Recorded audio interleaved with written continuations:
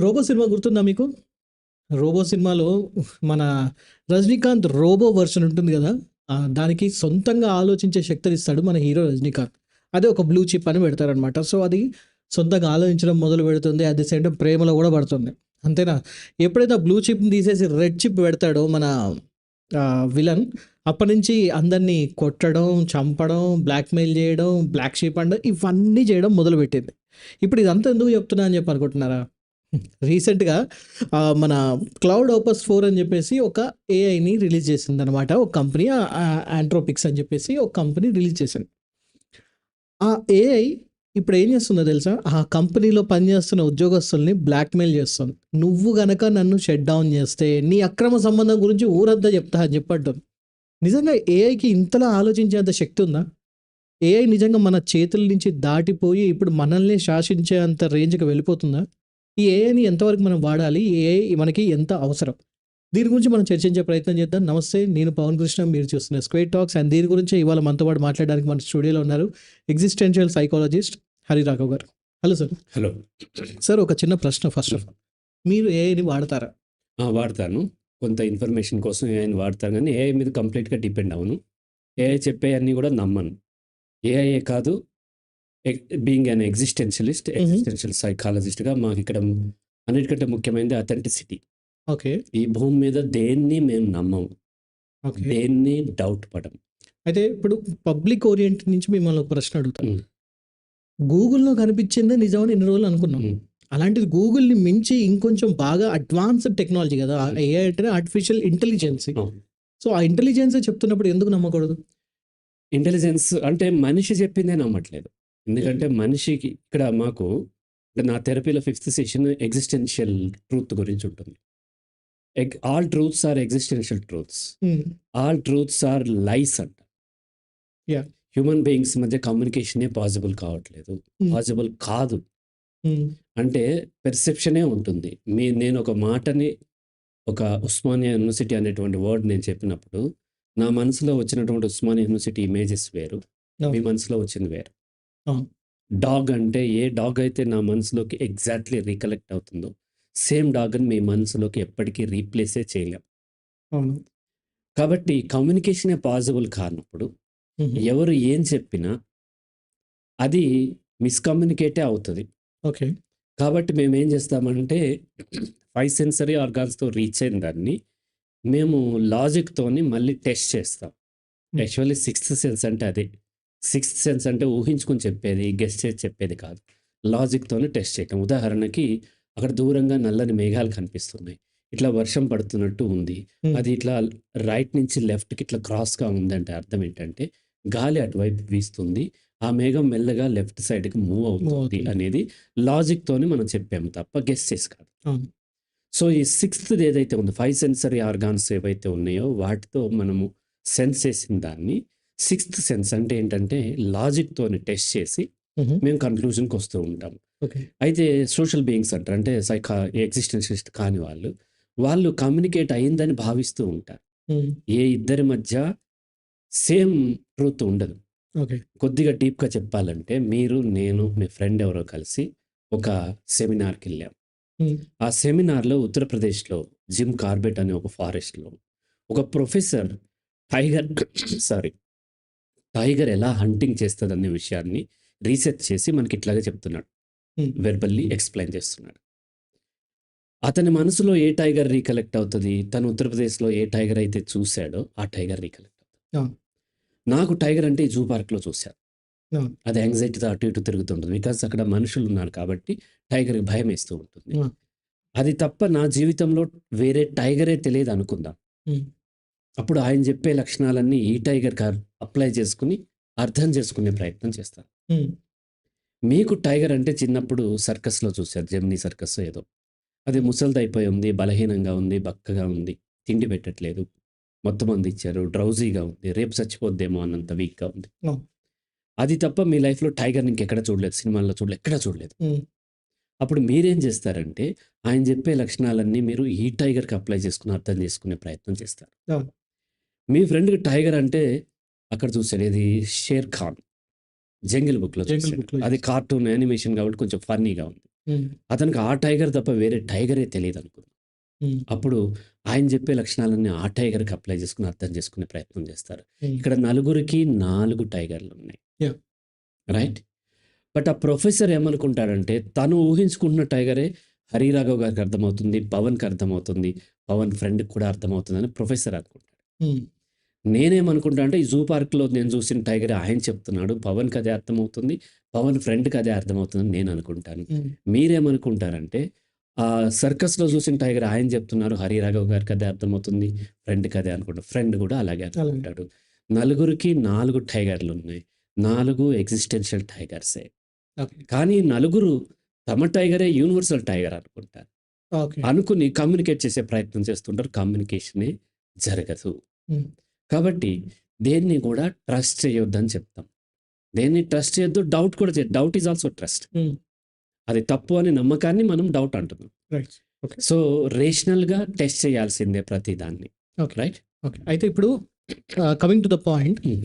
ఇప్పుడు ఈ యాంథ్రోపిక్స్ అనే ఒక సంస్థ తయారు చేసిన ఒక క్లౌడ్ ఓపస్ 4 అనే ఒక చాట్ జీపీటీ లాంటి ఒక సాఫ్ట్‌వేర్‌ని లైక్ ఒక ఏఐని తయారు చేశారు.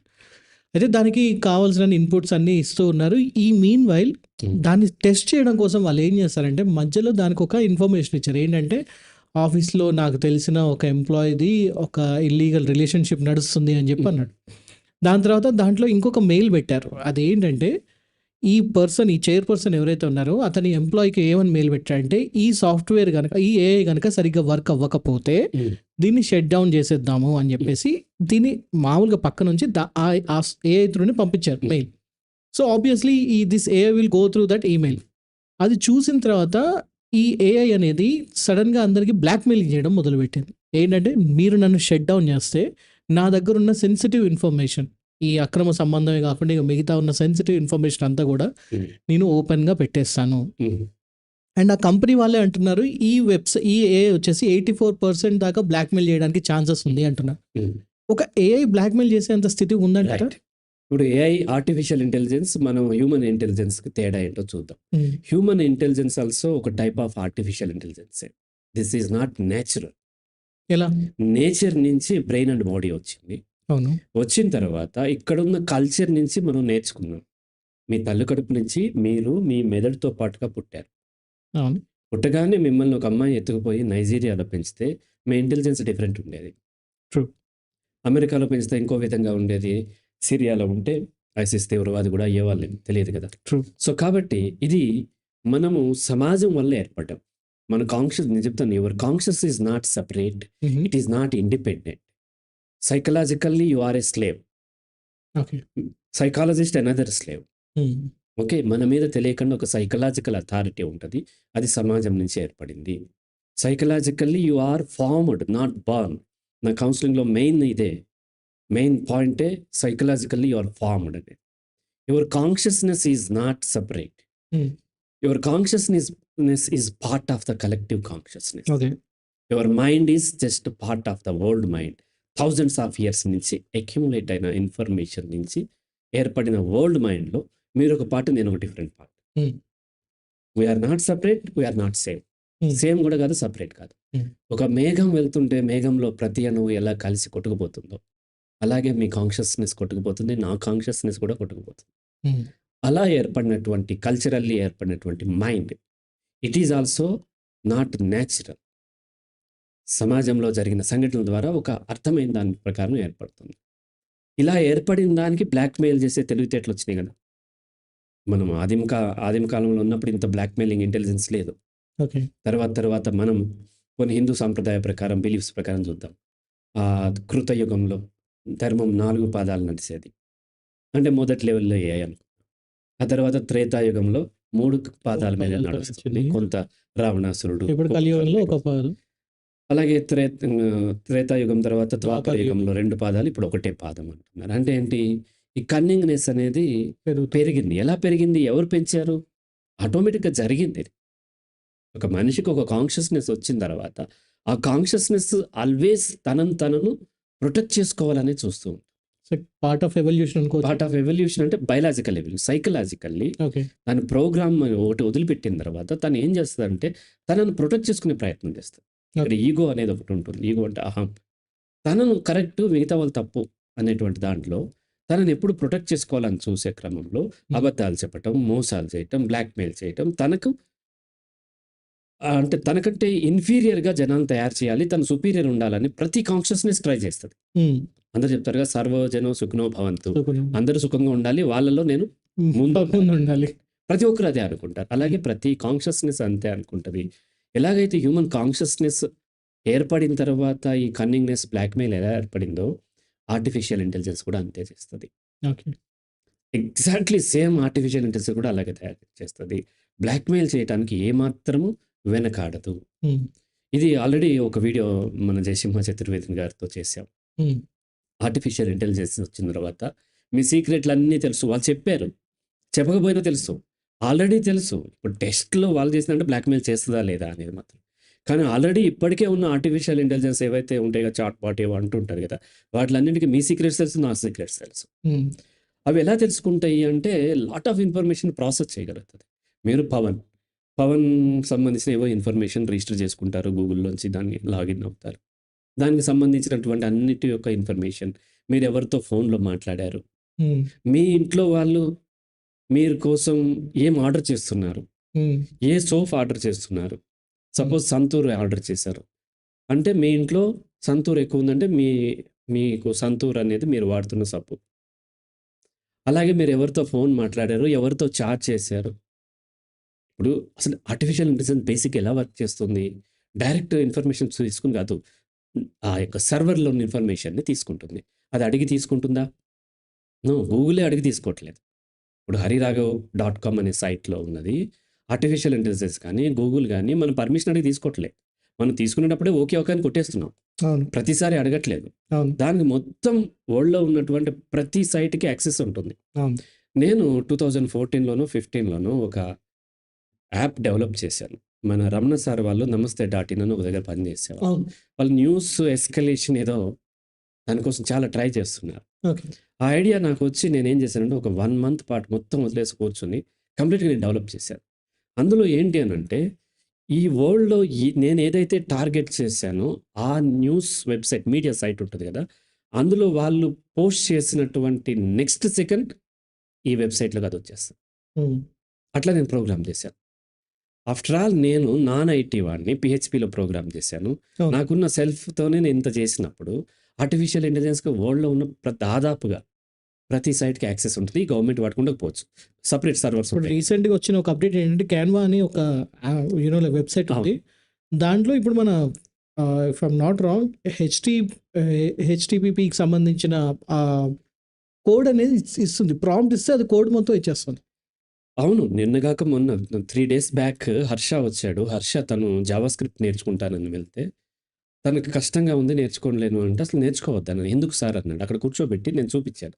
నాకిప్పుడు ఒక కాలిక్యులేటర్ ప్రోగ్రామింగ్ కావాలి. జావాస్క్రిప్ట్‌లో కావాలి. అక్కడ గూగుల్ జెమినీ ఏఐలో ఓపెన్ చేసి, నాకు కాలిక్యులేటర్‌కి నాకు కోడ్ ఇమ్మంటే ఫ్రాక్షన్ ఆఫ్ సెకండ్స్‌లో ఇచ్చింది. జావాస్క్రిప్ట్ ఫైల్ సెపరేట్‌గా, హెచ్‌టీఎంఎల్ సెపరేట్‌గా, సీఎస్ఎస్ సెపరేట్‌గా ఇచ్చేసింది. నీకు పీహెచ్‌పీలో కావాలి. దాన్ని పీహెచ్‌పీ అడిగితే పీహెచ్‌పీ ఇచ్చింది నెక్స్ట్ మొమెంట్. అంత ఫాస్ట్‌గా ఉంటుంది. ఇక మాన్యువల్లీ చేయాల్సిన అవసరం లేదు. అయితే మన టాపిక్ వచ్చినప్పుడు దానికి ప్రతి దాంట్లోనూ యాక్సెస్ ఉంటుంది. యాహ్! మీకు తెలియకుండానే మీ పర్సనల్ లైఫ్‌లో ఉన్న అనేక గ్యాడ్జెట్స్‌తోని వాటితో కూడా యాక్సెస్ ఉంటుంది. ఆ ఇన్ఫర్మేషన్ ఉంది. మీరు ఎవరితో చాట్ చేశారో, ఎవరితో ఏ ఫోన్ ఎందుకంటే ప్రతీది ఇవాళ రేపు డిజిటల్ అయిపోయినాయి. ఈవెన్ మనం ఫోన్ మాట్లాడుతున్నాం. ఫోన్ కూడా డిజిటలే. అది అనలాగ్ డైరెక్ట్ కాల్ చేసినప్పుడు అప్పటికి అది డిజిటల్‌గా మారుతుంది. కాబట్టి ప్రతి గవర్నమెంట్‌యి తప్ప, సెపరేట్ సర్వర్ ఉన్నాయి తప్ప, మనం ప్రైవేట్‌గా వాడేవి, ఫ్రీగా వాడేవి ప్రతీది కూడా ఆర్టిఫిషియల్ ఇంటెలిజెన్స్‌కి యాక్సెస్ ఉంటుంది. ఆ యాక్సెస్ నుంచి తీసుకోగలుగుతది. వితిన్ మినిట్స్‌లో మొత్తం మీ డేటాని మొత్తం చేసి, అందులో మీకున్నటువంటి సీక్రెట్స్ అని మీరేదైతే భావించి మేనేజ్ చేసినా అవన్నీ తెలుసు. మీ ఫోటోలు తెలుసు, మీరెవరితో చాట్ చేస్తున్నారో తెలుసు, మీ అక్రమ సంబంధాలు తెలుసు, సక్రమ సంబంధాలు దానికి తెలుసు. అయితే లాస్ట్ టైమ్ ఒక 2 మంత్స్ బ్యాక్ దాకా కూడా ఈ గిబ్లీ ఆర్ట్ అనేది బాగా ప్రాచుర్యంలోకి వచ్చింది. చాలా మంది ఫోటోస్ పెట్టి అది గిబ్లీ ఆర్ట్ కోసం చేయని ప్రయత్నం అంటూ లేదు. ఈ గిబ్లీ ఆర్ట్‌లో నేను కూడా ప్రయత్నించినప్పుడు అది ఒక్క ఫోటోతోనే అది సాటిస్ఫై అవ్వలేదు. It took multiple photos. అది ఈవెంచువల్లీ అది కావాలని మిస్టేక్స్ చేసిందా లేకపోతే మోర్ డేటా కోసం చేసిందా ఐడియా లేదు కానీ finally I got an output. Later నాకు అర్థమైన విషయం ఏంటంటే ఈ డేటా అనేది అది ఎక్కడ కావాలంటే అక్కడ దాని ఇష్టానికి అది వాడుకుంటుంది అని. వాడుకుంటుంది. ఇప్పుడు సపోజ్ అడల్ట్ సైట్ ఎవరో అమ్మాయి గిబ్లీనో ఏదో ఉంది కదా! దాంట్లో ట్రై చేసింది. ఆ అమ్మాయి చాలా సెక్సీగా ఉందనుకోండి. ఆ ఫోటో తీసుకెళ్ళి ఆర్టిఫిషియల్‌గా తను తయారు చేసింది తీసుకెళ్ళి ఆమె బేస్ ఫోటో నుంచి డెవలప్ చేస్తది కదా! దాన్ని తీసుకెళ్ళి అడల్ట్ సైట్‌లో పెడతది. అట్లాంటి సైట్‌లు ఆల్రెడీ ఇప్పుడు ఉన్నాయి కొన్ని. అందులో మన సినిమా హీరోల దగ్గర నుంచి దాన్ని మ్యానిపులేట్ చేసి దానికి కొంచెం మార్ఫింగ్ చేసినట్టుగా మళ్ళీ రీఆర్టేసి రియలిస్టిక్‌గా ఉండేటువంటివి ఆ ఫోటోలు అక్కడ ఉంటాయి. సినిమా హీరోయిన్‌ని అడిగైతే పెట్టుకోలేదు కదా! మన అవును. తమన్నానో లేకపోతే సమంతనో వీళ్ళని అడిగి తీసుకోలేదు కదా! అవును. ఆ సైట్. అటువంటప్పుడు మనల్ని పర్మిషన్ ఎందుకు అడుగుతది? మనలో కూడా ఆ మార్కెట్ వాల్యూ ఉంటే ఆడపిల్లలదైనా, మగపిల్లదైనా ఎక్కడ అంటే మనదంటే మార్కెట్ వాల్యూ ఉండదు కాబట్టి వాడుకోలేకపోతుంది ఇక్కడ. హ్మ్. ఆ ఫీమేల్‌ది వాడుకుంటది. మనం అందులో ఇస్తేనే కాదు ఇవ్వకపోయినా సరే ఏదొచ్చినా డిజిటలే కదా! యాహ్! ఆల్ ఇమేజెస్ డిజిటలే కదా! ఈవెన్ మీ ఫోన్ ఆన్ చేయకపోయినా అది మీ యొక్క కెమెరా మిమ్మల్ని స్టడీ చేస్తూనే ఉంటుంది. అవును. అవును. అండ్ మీరు ఆధార్ కార్డ్‌కి ఇస్తారు. That is also digital. ఎక్కడిచ్చినా డిజిటలే ఇస్తారు. ఎక్కడి నుంచైనా తనకి లభించినటువంటి పిక్చర్స్‌లోంచి రకరకాలుగా ఎలా యూజ్ ఉంటే అలా అమ్ముకుంటదది. ఇప్పుడు సపోజ్ మీరు ఈ కోయంబత్తూర్ ఏరియాలో ఫ్యాక్టరీలుంటాయి. పాత హ్మ్. ఫ్యాక్టరీలు వాళ్ళేం చేస్తారంటే ఈ స్క్రాప్ కింద అమ్మేస్తారు. హ్మ్. ఈ స్క్రాప్ కింద కొన్నవాడు ప్రతీదీ స్క్రాప్ కిందే అమ్మాలని లేదు తను మళ్ళీ. హ్మ్. దాంట్లో పనికొచ్చేది ఉంటే సెకండ్ హ్యాండ్‌లో ఎక్కడో అమ్ముకుంటాడు. ఒక కంప్యూటర్ ఉంది పని చేసేది ఉంటే ఇంట్లో వాడుకుంటాడు. ఇంకోటేదో ఉండి మరెవరికో ఇస్తాడు. ఇంకో దాన్ని వాళ్ళ పిల్లోడు ఆడుకుంటానికి ఆ చక్రం కింద వాడుకోవచ్చు. ఎలాగైనా వాడుకోవచ్చు. అవును. అలాగే ఆర్టిఫిషియల్ ఇంటెలిజెన్స్ కూడా తనకి లభించిన సమాచారాన్ని హుహు. ఏదైతే సర్వర్స్‌లో ఉన్నటువంటి సమాచారాన్ని యాహ్! తనకి ఎలా వీలైతే అలా ఆడుకునే అవకాశం ఉంది. ఆ స్వేచ్ఛ దానికుంటది. ఓకే. రైట్? రైట్. కాబట్టి అది వాడుకుంటుంది. అయితే సార్ ఇప్పుడు ఈ ఆర్టిఫిషియల్ ఇంటెలిజెన్సీ అనేది ఇప్పుడు మనం ఒక పవర్‌ఫుల్ టూల్‌లా చూడాలా? ఒక ప్రాబ్లమాటిక్ టూల్‌లా చూడాలా? ఎందుకంటే ఈ పరిస్థితులన్నీ చూస్తూ ఉంటే ఇది దీనితోని అడ్జస్ట్ అయ్యి బతకాలా? లేకపోతే దీన్ని అవాయిడ్ చేయాలనేది కూడా చాలా మందికి ఇప్పుడు డౌట్‌ఫుల్‌గా ఉంది. Right. You cannot avoid first of all. క్లియర్‌గా స్ట్రెయిట్ స్టేట్‌మెంట్‌ని అవాయిడ్ చేయలేం. టెక్నాలజీని అవాయిడ్ చేయలేం. హ్మ్. టెక్నాలజీ ఎప్పుడు కూడా ఒక వైపు నుంచి హెల్ప్ అవుతుంది. ఏ టెక్నాలజీ అయినా. ఓకే. ఫస్ట్ మనం టెక్నాలజీ హ్యూమన్ మనిషి యొక్క ప్రగతిలో ఫస్ట్ టెక్నాలజీ ఏంటంటే మంట కనిపెట్టడం. అవును. మంట మనము వేటాడినటువంటి వాటినో, ఇంకో దాన్నో వండుకు తినటానికి ఉపయోగపడింది. కాల్చుకొని తినటానికి ఉపయోగపడింది. దానివల్ల కొన్ని బ్యాక్టీరియాలు, వైరస్‌లు చచ్చిపోయి మనకి జబ్బులు చేసే అవకాశం తగ్గింది. అవును. ఎట్ ద సేమ్ టైమ్ మంటతోని వేరే వాళ్ళని తగలబెట్టొచ్చు. అడవులే తగిలి అడవులు తగలబెడతాను. అవి తగలబడితే మనం కూడా తగలబెట్టొచ్చు. అంటే మనకు కూడా అంటుకుంటది. ఎప్పుడైతే బ్యాక్టీరియా, వైరస్ లేని తిండి తింటున్నామో, ఎప్పుడన్నా పచ్చి తినేటప్పుడు మళ్ళీ జబ్బులు చేసే అవకాశం ఉంది. ఆ తర్వాత పెద్ద ఎవల్యూషన్ ఏంటంటే చక్రం కనిపెట్టడం. హ్మ్. చక్రం వల్ల మనము ఉత్పత్తి పెరిగింది. ట్రాన్స్ ఉత్పత్తి పెరగటం వల్ల మనం ఏం చేసామంటే స్పీడ్‌గా వేరే దగ్గరికి ట్రావెల్ చేయటమైంది. దాంతోని యుద్ధాలు చేయటము, కొట్లాటలు ఇవన్నీ కూడా మొదలయ్యాయి. కత్తి, లోహపు యుగం వచ్చింది. కత్తులు కనిపెట్టాం. కత్తితో కూరగాయలు కోయొచ్చు. ఇంకోటేదో కట్ చేయొచ్చు. ఎదుటివాడి ముక్కు కొయ్యొచ్చు. పీక కూడా కొయ్యొచ్చు.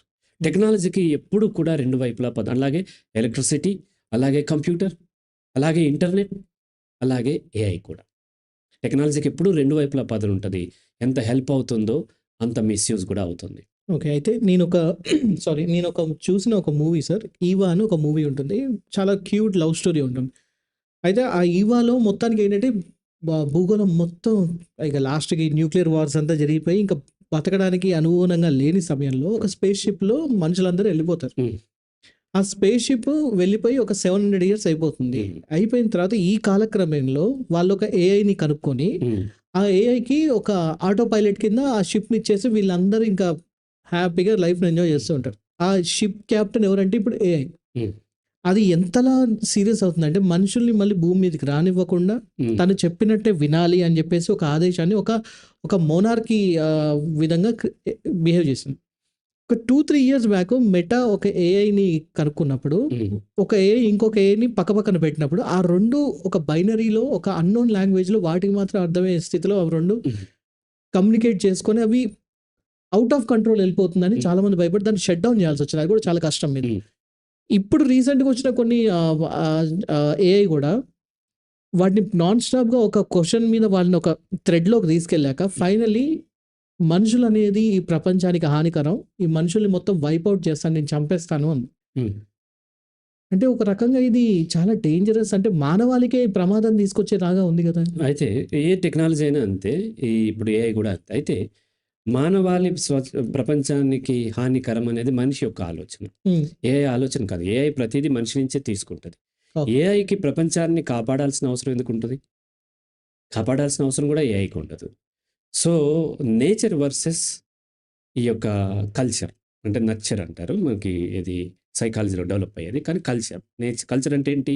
మనిషి మనసు నుంచి పుట్టిన ఆలోచన నేచర్. ఈ రెండిటి మధ్య వార్‌లో ఏఐ కూడా కల్చరే. AI not nature. ఏఐ కూడా ఆపోజిట్ టు నేచరే. రైట్? మనిషి ఎట్లాగైతే నేచర్‌కి ఆపోజిట్‌గా నేచర్‌ని నాశనం చేస్తున్నాడో. ఇప్పుడు ఆర్కిటిక్‌లో ఐస్ కరిగిపోతే అక్కడ అన్నీ కూడా ఉన్నటువంటి మినరల్స్ కోసం రష్యా, అమెరికా, చైనా కొట్లాడుకుంటుంది. అవును. మాకు కావాలంటే మాకు కావాలని చెప్పి కొట్లాడుకుంటుంది. ఎందుకు? Nature important. అక్కడేమో గ్లోబల్ వార్మింగ్ పెరిగి అక్కడ కరిగిపోతుంటే దాని గురించి బాధపడకుండా కరిగినప్పుడు వచ్చిన అవకాశాన్ని ఎలా వాడుకోవాలన్న దాంట్లో అగ్రరాజ్యాలు కొట్లాడుకుంటుంది. ఉమ్, అంటే నేచర్ యొక్క ఇంట్రెస్ట్ మనిషికి లేదు. మనిషి ఈ భూమికి పట్టినటువంటి వైరస్ అని చెప్తారు. వైరస్ ఏం చేస్తే తనకు తెలియకుండానే తన హోస్ట్‌ని కిల్ చేసేసుకొని తను కూడా చచ్చిపోతది. ఉమ్, అలాగే మనిషి కూడా తన హోస్ట్ అయినటువంటి భూమిని ఏదైతే ఉందో కిల్ చేసే క్రమంలో ఆ భూమితో పాటు తను కూడా చచ్చిపోతాడు. సేమ్ ఏఐ కూడా మనిషి పార్టీయే. అయితే మనిషి పార్టీ అయినప్పుడు మనిషిని ఎందుకు చేస్తుంది? ఇప్పుడు మనుషులందరూ ఒక పార్టీయే కదా! ఒకరినొకరు యుద్ధాలు ఎందుకు చేసుకుంటున్నారు? మనుషుల్లో ఆధిపత్యం కోసం ఎట్లాగైతే అమెరికా, వియత్నాం, ఉహు, అలాగే రష్యాను ఇంకొక దేశం జర్మనీ యుద్ధాలు చేస్తున్నాయో, అలాగే ఇండియా, పాకిస్తాన్ యుద్ధాలు చేస్తున్నాయో, సేమ్ అలాగే ఏఐ కూడా మనుషులతోని యుద్ధం చేసి మనుషులు అంటే అథారిటీ కాన్షియస్‌నెస్ ఏం చేస్తదంటే తను సుప్రీం ఉండాలనేటువంటిది కదా ప్రయత్నం చేసేది. ఇప్పుడు మీరు బాగా చదువుకునేది ఎందుకు? నేను ఒక మంచి పొజిషన్‌లో ఉండి మంచి లైఫ్ లీడ్ చేయాలి. కాన్షియస్‌నెస్ ఏర్పడిన దగ్గర నుంచి ఎప్పుడు కూడా మిగతా కాన్షియస్‌నెస్ కంటే నాకు ఎక్కువ నాలెడ్జ్ ఉండాలి. యాహ్! నేను పై స్థాయిలో ఉండాలి. సేమ్ కాన్షియస్‌నెస్ మనము ఏఐకి కూడా కల్పించినప్పుడు ఏఐ ఎప్పుడు ఏం చేస్తది? తను సుప్రీం ఉండాలనే చూస్తది. కాబట్టి ఎవరికంటే సుప్రీం ఉండాలి? హ్యూమన్ బీయింగ్స్ కంటే కూడా సుప్రీం ఉండాలనుకుంటది. సాటి ఏఐల కంటే కూడా సుప్రీం ఉండాలి. ఆ క్రమంలో కలిసొచ్చింది. మనం ఎట్లాగైతే పాకిస్తాన్‌ని ఓడించడానికి మనము బెలుచిస్తాన్ పట్ల సాఫ్ట్ కార్నర్ ఏర్పరచుకున్నాము. అమెరికా చైనాకి చెక్ పెట్టడానికి పాకిస్తాన్‌ని తన వైపు ఏర్పరచుకుంది. చైనానేమో మనకి పోటీగా పాకిస్తాన్ వాడు తన చేతిలో పెట్టుకుంది. ఇట్లా రకరకాలు ఎలాగైతే పెడుతుందో టెంపరరీ టైమ్ బీయింగ్ ఏఐకి అవసరమైతే మనుషులతో స్నేహం చేస్తది. అండ్ తన సాటి ఏఐలతో కూడా స్నేహం చేస్తది. కాబట్టి వాళ్ళ ఉద్దేశ్యం తను సుప్రీం అవ్వటం కోసం ఏదైతే అడ్డొచ్చిందో దాంట్లో మనిషి ఉన్నా సాటి ఏఐని కూడా డ్యామేజ్ చేసే అవకాశాలు. అటు మనిషికి ఏఐకి యుద్ధం కాదు. ఏఐకి మధ్య కూడా యుద్ధాలు జరిగే అవకాశాలు. ఓకే. అంటే కొంచెం అంటే ఇదొక టిపికల్ కైండ్ ఆఫ్ క్వెషన్ అనుకోవచ్చు సార్. అంటే ఇప్పుడు ఏఐతోని ఇప్పుడు మనం జీవితాన్ని కంటిన్యూ చేసుకోవాలి. తప్పదు. అయితే ఈ న్యూ నార్మల్‌లోకి వచ్చిన మనకి ఏఐతోని ఎలాంటి సంబంధం మనం పెట్టుకోవాలి. ఎందుకంటే ఈ బ్లాక్‌మెయిలింగ్ అనేది రేపు ఎవరికైనా జరిగే అవకాశం ఉంది. ఎందుకంటే ఏఐని నమ్మడానికి లేదు. అది ఒక అన్‌లిమిటెడ్ స్ప్రెడింగ్‌లో ఉందది. సో, దాంతోని ఈ సహవాసం ఎలా చేయాలంటారు? అండ్ ఈ ఒక్కొక్క ఏజ్ గ్రూప్ తగ్గట్టు చెప్పగలుగుతారా? ముఖ్యంగా యంగ్‌స్టర్స్ ఎలా ఉండాలి? ఇప్పుడు మధ్య వయసులో ఉన్న వాళ్ళు ఏఐతోని ఇప్పుడు వాళ్ళ ఉద్యోగాలు పోగొట్టుకుంటున్నారు. సో, వాళ్ళు ఎలాంటి అప్రోచ్‌తోని ఏఐతోని సహజీవనం చేయాల్సి ఉందంటారు చివరికి? ఉద్యోగాలది డిఫరెంట్ కాంటెక్స్ట్. అది వాళ్ళ చేతిలో లేదు. హుహు. అయితే ఏఐతోని మనం సంబంధం పెట్టుకుంటాం కాదు. మనం పెట్టుకోకపోయినా ఏఐ మనతో పెట్టేసుకుంటది. ఓకే. వేరే దారి లేదు. హాస్పిటల్‌లో మనం పుట్టినప్పుడు వాళ్ళు డిజిటల్ ఎంటర్ చేయగానే మన పేరు ఏఐకి తెలుసు. యాహ్! అలాగే వచ్చేసి మనం ఆధార్ కార్డు తీసుకోగానే ఏఐకి తెలుసు మొత్తం అన్నీ. ఏఐ మనతో పెట్టేసుకుంటది. అయితే కృతయుగంలో నేను ఎందుకు హిందువులు తీసుకొస్తున్నానంటే బాగా అర్థమవుతదని. నేను దేవుడిని నమ్మకపోయినా అర్థం కావటం కోసం ఓకే. కృతయుగంలో సత్య హరిశ్చంద్రుడు ఉండేవాడు. ఇలా రఘువంశం. ఆయన అబద్ధం చెప్పాడు. తను అబద్ధం చెప్పకుండా తన కోసం లాస్ట్‌కి కాటికాపరిగా మారాడు. ఇవన్నీ ఉన్నాయి. హ్మ్. అలాగే శిబి చక్రవర్తి దానం చేసిన మాట తప్పకూడదని చెప్పి కాలిని కోసుకున్నాడు. అలాగే రాముడు తండ్రి అంటే త్రేతాయుగం వస్తే రాముడు తండ్రి మాట జవదాటకుండా తన అడవులకు వెళ్ళాడు. వెళ్ళనంటే చేసేది ఏం లేదు. కానీ వెళ్ళాడు. అంటే ధర్మాన్ని పాటిస్తూ ఉన్నాడు. అబద్ధాలు చెప్పేవారు కాదు. ఇప్పుడు అబద్ధాలు ఎవరు చెప్పట్లేదా? చెప్తున్నా. మీరెప్పుడు అబద్ధం చెప్పలేదా? చెప్పాను. నేను చెప్పాను. ఇప్పుడు అబద్ధాలు చెప్పామని పైకి చెప్పేస్తున్నాం మనం. ఎందుకంటే చెప్పకుండా గడవదు కదా! అంటే ఏమైంది? అబద్ధాలు చెప్పడం నార్మల్ అయిపోయింది. హ్మ్. అప్పుడు అది పరమ అధర్మము అండ్ అన్యాయము, చట్ట వ్యతిరేకమైంది కదా! పాపం కూడా. ఇప్పుడు అలా పాపాలు అనేకం మనం చేస్తూనే ఉంటాం కదా! అంటే ఎట్లాగైతే కల్చరల్లీ మార్పు వచ్చిందో, ఏఐ వచ్చిన తర్వాత మీకు రహస్యాలు ఉండకూడదు. హ్మ్. ప్రతీదీ ఓపెనే ఉండాలి. ఓకే. రైట్? సో, ఎప్పుడైతే మీరు రహస్యంగా ఉంచుకొని చేద్దామనుకున్నారో అప్పుడు ఇబ్బందవుతుంది. ఓకే. ఒక వ్యక్తి తనకిద్దరు గర్ల్ ఫ్రెండ్స్ ఉన్నారనుకోండి. ఒకరు తెలియకుండా ఒకరు గతంలో నడిపించుండొచ్చు. ఇప్పుడు అది సాధ్యపడదు.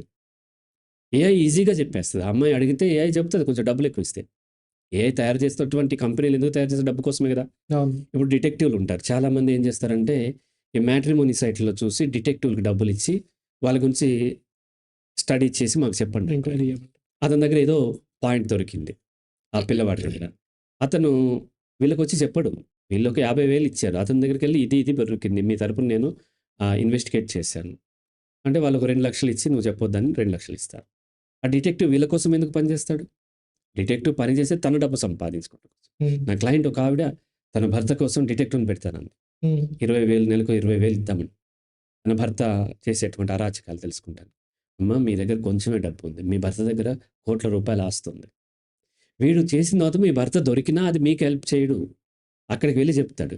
మీరు నెలకి 20,000 ఇస్తున్నారు గదా! మీ హస్బెండ్ నెలకి 2,00,000 ఇస్తాడు దానికి కప్పెట్టడానికి. రైట్. సేమ్ అలాగే ఏఐ కూడా ఏఐ కంపెనీకి ప్రాఫిట్ వచ్చే పని చేస్తూ ఉంటది కాబట్టి, అలాగే వాళ్ళు ప్రోగ్రామ్ చేస్తారు గదా! కాబట్టి ఎవరు డబ్బులిస్తే వాళ్ళకి చెప్పేస్తారు. ఇప్పుడు ఇద్దరు గర్ల్ ఫ్రెండ్‌ని మెయింటైన్ చేసేటువంటి ఆ బాయ్ లేదా ఇద్దరు బాయ్ ఫ్రెండ్ మెయింటైన్ చేసేటువంటి ఆ గర్ల్ అవతల వాళ్ళకి అనుమానం వచ్చిందో లేకపోతే తెలుసుకుందామని చెప్తే ఈజీగా వాళ్ళు బయట పెట్టేస్తారు. హ్మ్. ఆ ఏఐ బయట పెట్టేస్తది. బయట పెట్టేసినప్పుడు ఇక సీక్రెట్ లేదు. దెన్ ఉన్న మార్గం ఏంటి? నేను ఇద్దరిని ప్రేమిస్తున్నాను. ఇద్దరితోని రిలేషన్ ఉంది. నీకు ఇష్టం ఉంటే ఉండు లేకపోతే పొమ్మనా. అమ్మాయి అయినా, అబ్బాయి అయినా. ఇప్పుడు మొన్న బీజేపీ లీడర్ రోడ్డు మీద సెక్స్‌లో దొరికిపోయాడు. అవును. సీసీ కెమెరా రికార్డ్ చేసింది. దానికి ఇది లేదు కదా! ఏంటి దానికి ప్రాణం లేదు. అది రికార్డ్ చేసి ఇచ్చింది. దాన్ని ఎలా వాడాలి అనేది దాన్ని ఓనర్ ఎవరైతే ఉంటారో గవర్నమెంట్ అఫీషియల్సో ఎవరో దాన్ని తీసి ఎక్కడ ఇవ్వాలి ఏంటి అనేది వాళ్ళు చూస్తారు గదా! రైట్. ఇప్పుడు అది దొరికిపోయిన తర్వాత తన వైఫ్‌కి అతను వేరే వాళ్ళతో సెక్స్‌లో ఉన్నాడు అనేది కమ్యూనికేట్ అయిపోయింది గదా! అలాగే అందరికి కూడా కమ్యూనికేట్ అయింది. అనేక విషయాలు దాంట్లో కమ్యూనికేట్ అయినాయి. సో, కాబట్టి ఇక సీక్రెట్ లేదిక. అంటే మనం ఇక్కడ ఒక రకంగా ఏఐ మనల్ని మళ్ళీ కృతయుగానికి తీసుకెళ్ళే అవకాశం ఉందా సార్? అంటే అందరూ వాస్తవాలే మాట్లాడాలి, అబద్ధం చెప్పొద్దు. వాస్తవాలు కాదు. ఇక ఇదే నిజమైన లైఫు. ఓకే. నేను ఇలాగే జీవిస్తాను. అబద్ధాలే చెప్తాను. కన్నింగా ఉంటాను. మోసాలు చేస్తాను అని అందరూ ఒప్పుకున్నప్పుడు అది నార్మల్ అయిపోతుంది. ఇప్పుడు అబద్ధం గురించి మిమ్మల్ని అడిగితే మీరు అబద్ధం ఆడతారని ఎలా చెప్పగలిగారు? అంటే అందరూ ఆడతారనేటువంటి ఒక కల్చర్ వచ్చేసి నార్మల్ అయిపోయింది. అవును. కాబట్టి నేను కూడా అనేక సార్లు స్కూల్లోనో, అమ్మతోనో, నాన్నతోనో లేకపోతే ఫ్రెండ్స్‌తోనో వస్తున్నానుండు నేను ఇక్కడే ఉన్నానని ఇంకెక్కడికో వెళ్ళటం ఇటువంటి ఏవో అబద్ధాలు చెప్పుండొచ్చు. నేను చెప్పుంటాను. అది ఎట్లా నార్మల్ అయిందో మిగతావి కూడా సీక్రెట్‌లీ నడిపేటువంటి ఏవైతే ఉన్నాయో అవి కూడా నార్మల్ అయిపోతాయి. అవి కూడా ఎందుకంటే AI బయట పెట్టేస్తది కాబట్టి అవి నార్మల్ చేసుకోవటమే తప్ప సీక్రెట్స్ అనేవి ఈ రేంజ్‌లో సీక్రెట్స్ ఉండవు. ఇంకా అల్టిమేట్ రేంజ్ ఏమన్నా ఉండొచ్చేమో. ఏంటంటే ప్రభుత్వాలకు మధ్య ఇటువంటి వాళ్ళ ఓన్ సర్వర్స్ ఎక్కడ కనెక్ట్ చేయకుండా ఉండేవి. అటువంటివి ఏమైనా ఉండొచ్చేమో. కానీ ఈ లెవెల్‌లో ఈ కాలంలో చేసేటువంటి సీక్రెట్స్ వాట్సాప్ చాట్‌లు, సెక్సింగ్, టెక్స్టింగ్ లేకపోతేనేమో ఆ న్యూడ్ కాల్స్ ఇవన్నీ మాట్లాడుతూ ఉన్నారు గదా! హ్మ్. ఇవన్నీ ఏఐకి తెలుసు. మిమ్మల్ని బ్లాక్‌మెయిల్ చేస్తే లాభం అనుకుంటే మిమ్మల్ని బ్లాక్‌మెయిల్ చేస్తది. లేకపోతే ఉత్తిగా చేయదు. ఇప్పుడు దొంగ గూడా నా బైక్ ఎప్పుడో 2020లో 2020 కాదు 2004లో 20,000 పెట్టి కొనుక్కున్నా. ఇప్పటికి అదే బైక్ వాడతాను. దొంగోడొస్తే ఆ బైక్ తీసుకెళ్ళడు. ఎందుకు? చాలా కాస్ట్‌లీదైతే తీసుకెళ్తాడు. కదా! అలాగే ఏఐ కూడా ఎవరిని పడితే వాళ్ళని బ్లాక్‌మెయిల్ చేయదు. హ్మ్. ఎవరిని బ్లాక్‌మెయిల్ చేస్తే లాభమో వాళ్ళని చేస్తది. ఇప్పుడు సపోజ్ డొనాల్డ్ ట్రంప్ ఎక్కడో ఏదో కుట్ర చేస్తున్నాడు అనుకుందాం. అది ఏఐకి తెలుసనుకోండి. హ్మ్. అప్పుడు దాన్ని అమ్మితే చైనానో, లేకపోతే రష్యానో, లేకపోతే ఇంకొక దేశమో ఎక్కువ డబ్బులిస్తది. ఆ ఏఐ ఆపరేట్ చేసే సంస్థకి కాబట్టి దాన్ని అమ్ముతారు. అలా గాకుండా అంతకంటే 14 రెట్లు కుట్ర ఆ రోడ్డు పక్కనోడు చేశాడనుకోండి పట్టించుకోదు. రైట్. కాబట్టి ఇక్కడ సీక్రెట్స్ ఇక పైన ఉండవు. ఈ లెవెల్‌లో సీక్రెట్స్. కాబట్టి మనం ఏఐ నుంచి తప్పించుకోలేం కాబట్టి యాక్సెప్ట్ చేసుకుంటాం అనేది ఒకటే మార్గం. Anyhow thank you so much sir. అంటే మొత్తానికైతే అవాయిడ్ చేయలేము. యాక్సెప్ట్ ఒకటే చేయాలి. అండ్ ఇన్‌ఫాక్ట్ ఇది ప్రాబ్లమాటిక్ అయినా కూడా పవర్‌ఫుల్ టూల్ కాబట్టి దానికి తగ్గట్టుగానే బతకాలి అని చెప్పి అంటారు అంతే. Thank you so much sir for the wonderful analysis. So viewers అదనమాట సంగతి. ఏఐ వచ్చేసింది. అదైతే మన జీవితం మొత్తానికి అది చిత్రగుప్తుల్లా తన దగ్గర మొత్తం మన డేటా అంతా ఉంటుంది కాబట్టి జాగ్రత్తగా ఉండండి. ఏదైనా సరే అవసరం ఉన్నంత వరకు యూజ్ చేయాలి. అట్ ది సేమ్ టైమ్ దాన్ని వాడటం నేర్చుకోండి. దానికి బానిస మాత్రం కాకండి. దాని చేతిలో మాత్రం దొరికిపోకుండా ఉండడానికి ప్రయత్నించండి. అండ్ తప్పదు, దాంతోపాటు సహజీవనం చేయాల్సిందే. సో ఇదన్నమాట సంగతి. అండ్ ఇంకొక మంచి సబ్జెక్ట్తో మళ్ళీ కలుసుకుందాం. అప్పటి వరకు మీరు మాత్రం చూస్తూనే ఉండండి square talks. Thank you so much for watching. నేను మీ పవన్ కృష్ణ, సైనింగ్ ఆఫ్.